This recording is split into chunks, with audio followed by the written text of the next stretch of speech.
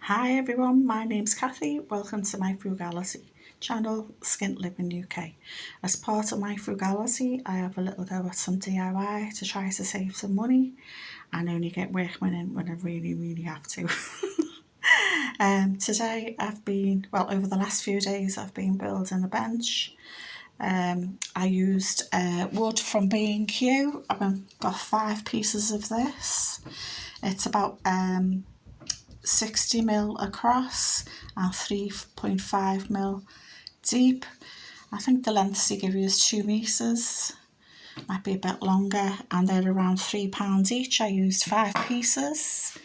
I've used these L-shaped brackets, so they stand up like that. I've used these flat L-shaped brackets just to reinforce everything. I know it's over engineering, but I like to make sure it's all firm and secure, and it's not going anywhere because you're sitting on it. I bought some 10x4 screws and some 8x2.5 screws as well. They're the ones I use mostly. And what I did first was obviously cut the wood up, and I made 2 rectangles, a top and a bottom. One's gone on the floor. I've reinforced the corners with the brass screw plates right there, as you can see down there. The legs have been screwed to the walls, and I've reinforced each leg and underneath each part of this top bit with these as well. I know it's over engineering, just for peace of mind. I put a wood batten along the back, and because the walls aren't straight, my house was built in 1908, and if you know anything about old houses, nothing is straight. So as you can see, there's a gap going along there to straighten everything out. Push right up to it there, and this framework has been screwed to that wood batten, and the batten's been screwed to the wall. This little corner didn't exist when we moved in. This window used to be a door, and then the back room next door, which would have traditionally been a dining room, we've had that window changed into a back door, so that's how you get outside. Excuse me, it's all the wood dust. So after making the 2 rectangular frames the other day, I've put the legs on, screwed them to the wall today, put a batten across the middle there to reinforce it, batten going downwards there to reinforce it, and like I said, a batten going across. So I just think it's great for extra seating, extra storage. I've got some tongue and groove left over from lots of projects. I've got tongue and groove all around the house because I'm trying to make the house look a bit cottagey, because when we moved in, the bathroom upstairs and the kitchen already had tongue and groove on the ceiling, so I've sort of ran with the theme. So I've put tongue and groove in our front vestibule, the entryway, in the back bedroom on 2 walls, they're external walls, so they've been insulated as well. In the bathroom on 1 wall, so 3 walls are tiled and 1 wall's got tongue and groove on halfway up. In my son's bedroom on 2 walls, the chimney breast and the longish wall, and we've also got it on the wall here in this corner. So I've got loads of offcuts of tongue and groove, so I'm going to cover the front of this bench next time, so I'll show you that. And then I need to build a lid, a seat. So I'm going to paint it dark blue because I've still got the paint. This is called Sapphire Salute by Dulux. So I'm going to paint it so it matches. And I've just recently bought some dark blue doors to replace in the kitchen, so they'll get replaced. So I've done things to make the kitchen look cottagey, like I've put a plate rack up and a hanging rail with my son Dundee's on. Put plants everywhere. I love plants. I've always had plants everywhere.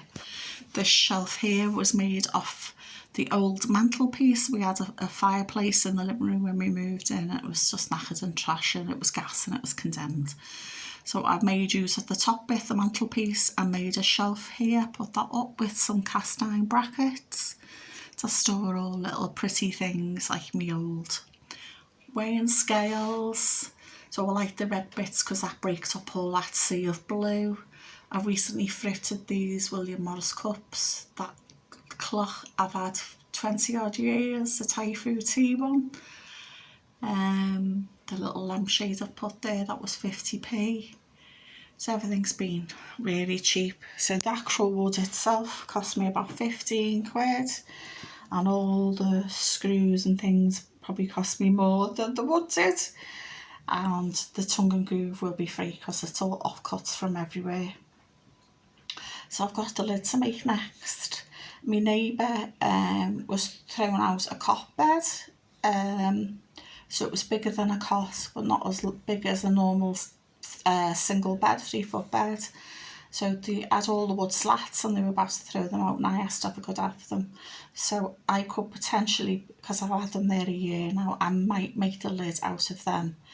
I was looking at them the other day. They're looking a bit curved, so I'm not sure yet. I might have to invest in some wood to make a lid, but we'll see how it goes. But I'm definitely doing the tongue and groove along the front there. And yeah, so it's great. It's some extra storage. So to make extra storage in this kitchen, I put an extra cupboard up there. The shelf, as you've seen. I bought a dresser top for a tenner on eBay and made a dresser bottom. And I've recently turned this cupboard here into a pantry because, like I said, we needed more storage. I'll just give it a quick look, see. So this was painted and decorated with leftover materials. So the wallpaper was left over from the bedroom, the wall paint was left over from the hall. I had a little bit of blue paint left, which I used to paint the bedside upstairs and the front of these shelves. This scallopy trim I got on eBay. There's another tub behind the homemade curtain. I put some sticky back plastic on the door. Little blue piece of moment. I'll put some tiles down here, ceramic tiles here. There's 2 boxes there. I haven't done the ones in the cupboard. I did intend to, but I just haven't had the time. I framed up a tea towel. All my knickknacks are vintage, second hand, like me lamp, that's our French Art Deco. The lampshade. I love blue, it's my favourite colour. So my plate rack for store some spices. So the only food cupboard I actually use as a cupboard is this one here. So as you can see, there's not much in it. To store wise, some pet foods go in here. My pots and pans go here. Surplus pots and pans and stuff go in these 2. And the washing machine's behind the curtain that I made myself from leftover bits of jeans, fabric. And this shelf was made over with leftover tongue and groove and skirting board. The plants I propagate myself. So I do everything as cheaply as I possibly can, but still want to make it look homely. And all these plant pots are being thrifted from charity shops as well. Same with the glasses hanging there. So it seemed fitting to have a storage bench here and store stuff in it because it's a nice little corner. So this round table would be pushed up against it, and I've got 2 little kitchen chairs, as you can see. I want to get round to it. I'm going to get rid of this varnish on it, this orangey varnish, but I'll do that when I'm ready. This is more important, and I've got other rooms to sort out because we're hoping to get the house up for sale so I can downsize. Because I'm 59 shortly, so getting on a bit now, so I want to be on one level. Not on top stairs because this house is too big for me as well. My son's going to be moving out when I downsize, so he's currently saving up a deposit for his own place. He's 23, he's 24 this year, and I've got another son who's up in Scotland with his girlfriend. He's 31, so he's hoping to get a place of his own soon. He's saving up a deposit for this place as well. So we're all hoping to have a bright new fresh start this year in Scotland, and we're going to do some videos about roaming around in the countryside, going to breweries, distilleries, that sort of thing, and looking for historical things, because I love ancient history and archaeology, so we're hoping to find something like that. So please watch out for the rest of the year, because hopefully we'll have some interesting videos for you to have a little nose at. So please like, share and subscribe, and hope to see you soon, and bye for now.